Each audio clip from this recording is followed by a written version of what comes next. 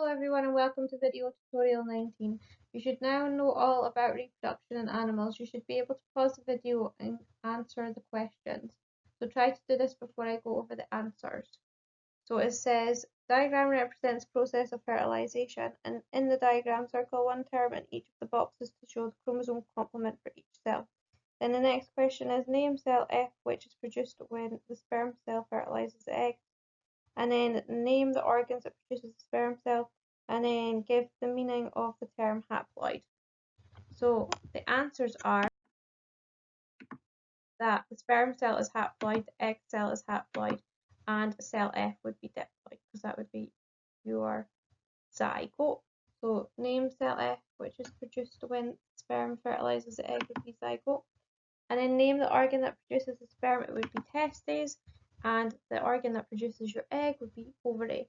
Give the meaning of the term haploid, so it means that it only contains one set of chromosomes. Well done if you managed to get that correct. If you didn't, you need to go back and watch animal reproduction. So today we're going to be moving on to reproduction in plants, which is part of key area 3. If you want the worksheets to go with the video, remember to pause the video and go to 2 multicellular, 3 reproduction, 2 consumables and activities, and reproduction. The PowerPoint is found in PowerPoint and is called 3.2 Reproduction in Plants. So today we're going to learn about reproduction in plants. Our learning intention is to know the structure of gametes and the sites of production of the gametes in plants. Describe the cells are diploid except gametes, which are haploid. Explain that fertilization is the fusion of the nuclei of 2 haploid gametes to produce a diploid zygote.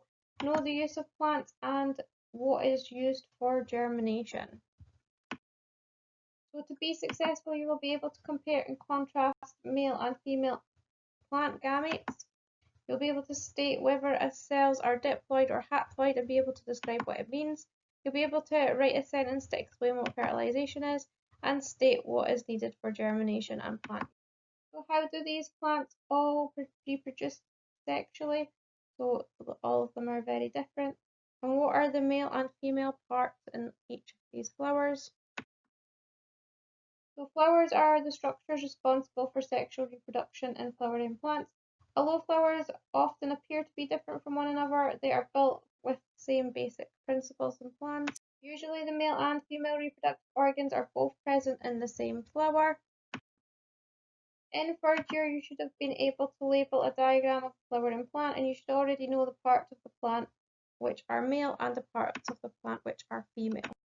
So you can pause the video and label the different parts of the plant in colour, in the female parts red and the male parts blue, before I go over the answers. You can get the worksheet in consumables. So the answers are, the first part that we're going to look at is the filament, and the filament is the bit that's under the anther, which contains the pollen, which is the male sex cell, which is also known as a gamete.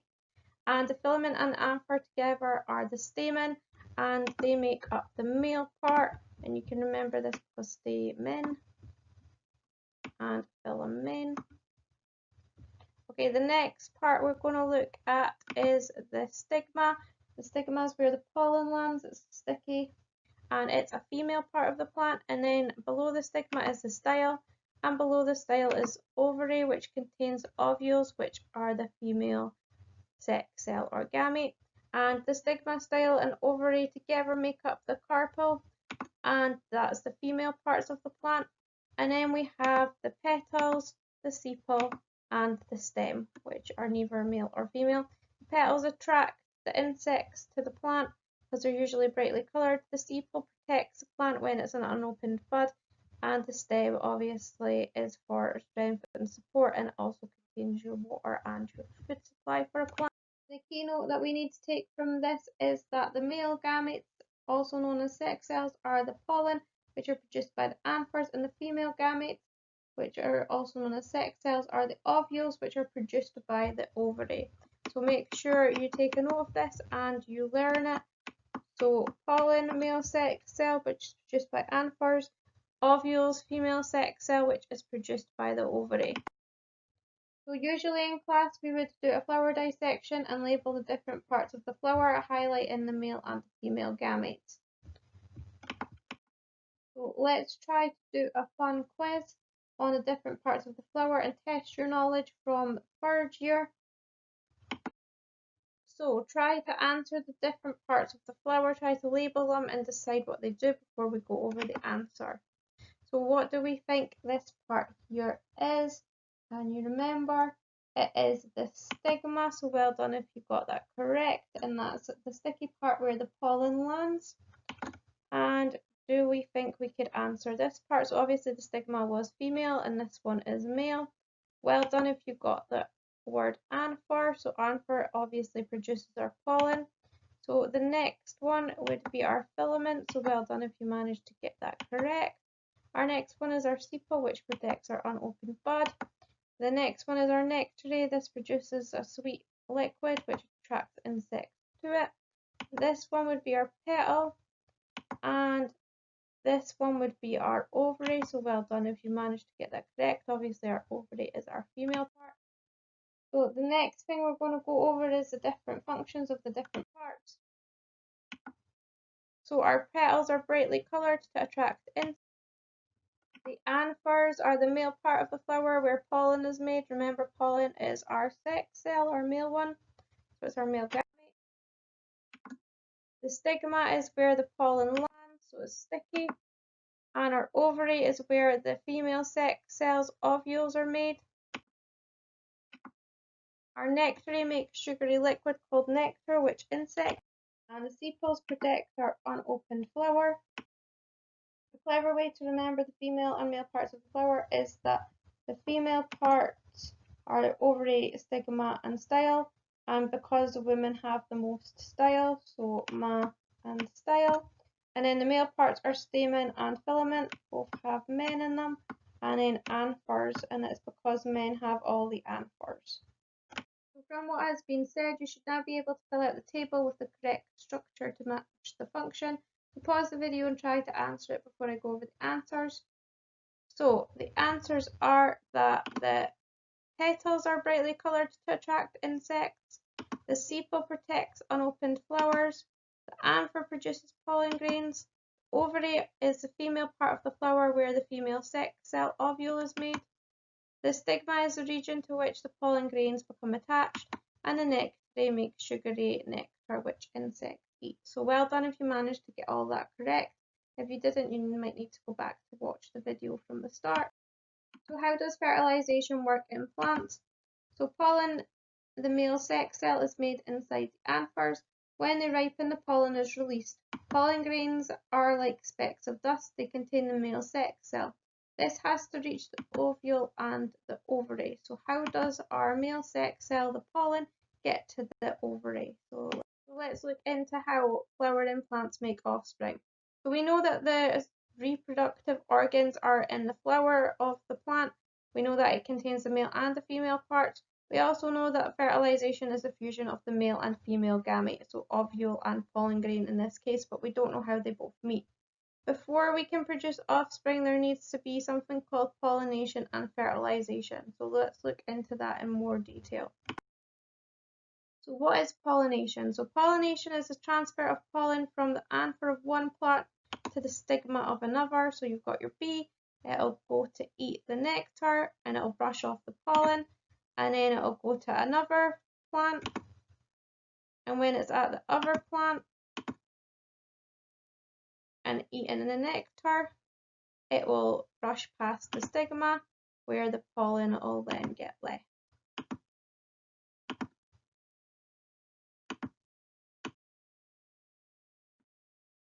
So now we know how pollination works. How do we get fertilization? Because we still need our pollen to manage to get to our ovary and our ovule. So how to solve this problem? We need to get a pollen tube to grow. So a pollen tube is a tube which attaches from the stigma and goes through to the ovary. So once a pollen grain lands on the stigma, it responds in the presence of sugar on the stigma and uses the sugar as an energy source to form a pollen tube. So you've got your pollen grain and then you've got your pollen tube. So you can now get this diagram from consumables and you can label how your pollen tube grows from your stigma.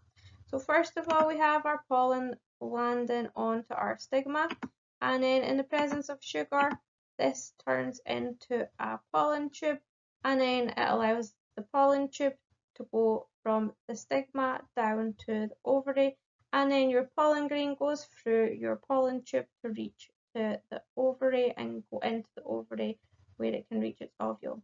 So pollen tube grows down the female tissue, pollen grain moves down. When the tip of the tube reaches an ovule, the haploid gamete enters the sac. So there's our little pollen grain going down our pollen tube.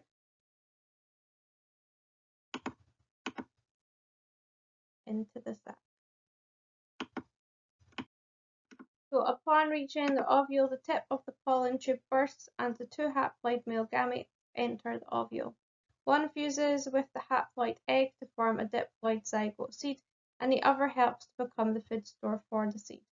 After fertilization, mitosis and cell division take place. The zygote becomes an embryo found in the seed, and the flower will wither away, but the ovary wall continues to develop into the fruit. So the ovule therefore becomes the seed, and the ovary wall becomes the fruit.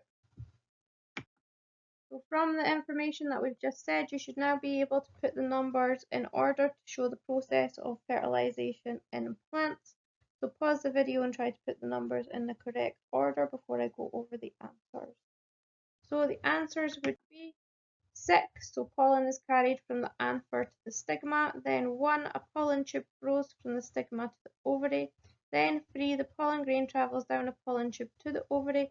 Then 5, the pollen grain fuses with the ovule, which is called fertilization. Then 2, the zygote becomes a seed. And then 4, the ovary becomes a fruit. So well done if you managed to get that correct. If you didn't, you'll need to go back and watch the video again. So make sure you know these stages of fertilization. You should now be able to use your knowledge to go to the National 5 Biology James Torrance textbook and do questions 1 to 4 on page 97. So the first question says, with reference to the relative numbers produced and their structure, draw up a table to show 3 differences between a mammalian sperm and an egg. Then question 2 is, where are the sperm, and then where are the eggs produced in the body of a mammal? And then B is, identify the site of fertilization in a mammal's body. And then C is, describe the process of fertilization in the mammal using all of the following words in your answer. So diploid, egg, gamete, haploid, nucleus, and sperm. So pause the video and try to answer all of them questions before we go to the next ones. So the next question is, which structure in a flower contains pollen grains? Of which sex are the gametes present in the pollen grains? And then C is, which structure in a flower contains egg cells and the ovules? And D, by what means does a male sex cell reach and fertilize a female sex cell in the flower? So make sure you try to answer all these questions and pause the video now before I go over the answers. So the answers are that your relative number produced for a sperm is a very large number, and for your egg it's very small. For its size, the sperm is small compared to the egg, which is large. And for presence or absence of a tail, the sperm has a tail and the egg cell doesn't. So well done if you managed to get that correct. For 2AI, it would be your testes that produce your sperm. For II, it would be your ovaries that produce your eggs. For B, it's your oviduct that is their site of fertilization. For 3, fertilization in a mammal is a process by which the nucleus of a haploid gamete called a sperm fuses with that of a haploid gamete called an egg to form a diploid zygote. For 4A, the anthers are what contains the pollen, and for B, the pollen is male, and for C, which structure would be the ovary, which contains egg cells in the ovules, and for D, it's by pollen tube that the sex cell reaches the male sex cell reaches the female cell in a flower. So well done if you managed to get that correct. If you didn't, you need to watch the video again. So now let's have a look over some SQA practice questions. So the first question is, the diagram below shows structures present in a flower. Which line in the table identifies part X and the type of gamete it produces? So pause the video and try to answer it yourself before I go over the answer. So we know that X is pointing to the ovary, and we should know that the ovary is female. So the answer should therefore be B. So well done if you managed to get that correct. The next question says the diagram below represents human gametes. Name gamete A and B, and name the organ that produces gamete A and B. So pause the video and try to answer the question before I go over the answer. So the answer is that A is sperm, B is egg or ovum, and name the organs that produce A and B. A would be the testes, for which produces the sperm cell, and B would be the ovary, which produces the egg cell. So well done if you managed to get that correct. So 2C says gametes are haploid, give the meaning of the word haploid, and 2D says name the diploid cell formed as a result of the fusion of gametes. So again, pause the video and try to answer the questions before I go over the answers. So the answer is that haploid means containing one set of chromosomes, and diploid cell would be a zygote that is formed as a result of the fusion of gametes. So well done if you've managed to get all of them correct. So question 3 is the diagram below shows the structure present in a flower. Which line in the table below identifies part X and the type of gamete produced? So we know that that is pointing to the anther. X pointing to the anther, and we know that that is a male part of the flower. So the answer is going to be B. Well done if you managed to get. Question 4 says, which line in the table below identifies correctly the male gametes and the site of production in a flowering plant? So we know that in a plant, the male gamete would be the pollen, so it's going to be one of the other. And we know the site of production would be the anther, so it would be. So well done if you managed to get that correct. So the next question, question 5, says the flowchart below shows a summary of events that occur during reproduction in a flowering plant. Name sex organs A and B, name the process X, which involves the fusion of gametes, and name cell Y. So pause the video and try to answer the questions before I go over the answers. So the answers would be, well, firstly we need to identify if it's a plant or if it's an animal, and it's a plant. So A is going to be the ovary and B is going to be the anther. And in name process X, that is going to be fertilization because it's a fusion of the two haploid nuclei together. And name cell Y, that is going to be a zygote. Copy and complete the table below by inserting a tick into the correct boxes to show which of the cells in the diagram are haploid and which are diploid. So pause the video and try to tick the boxes before I go over the answers. So the answer should be that our ovule is haploid, our pollen is haploid, and cell Y, which is our zygote, is diploid, because sex cells are the only things that should be haploid. So well done if you managed to get that correct. This is just to show the sources of where the past paper questions came from. If you didn't manage to get them questions correct, then you need to go back to the start of the video. In National 4, you need to know that plants need water, oxygen, and warmth to germinate and grow, and you need to know that they are used, what they're used for, and different examples of them. So plants can be used for food, so for example, in fruit, vegetables, and wheat. They could be used as a fuel, for example, sugar and corn. They could be used for raw materials by using oak trees, for example, making chairs or tables. They can be used in medicine, for example, willow in aspirin and foxglove in heart medication. So make sure you know this if you're National 4. If you're National 4, you don't need to know this, but you should have done it in third year anyway.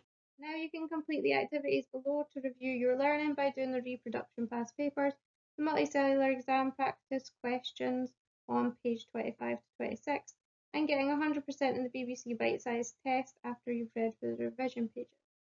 Finally, you can now complete homework 3.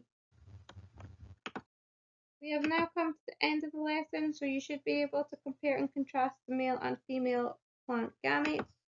So you should know that the female plant gamete would be your ovule and your male plant gamete would be your pollen. Pollen is produced by the anther, ovule produced by the ovary. State whether cells are diploid or haploid and able to describe what it means.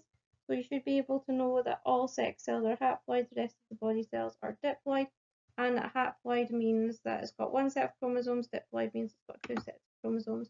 Write a sentence to explain what fertilization is. So that would be the fusion of the nuclei of two haploid gametes, like your ovule and your pollen, produce a diploid zygote. State what is needed for germination. We said water, oxygen, and warmth, and give some plant uses, so like food, raw materials, and medicines.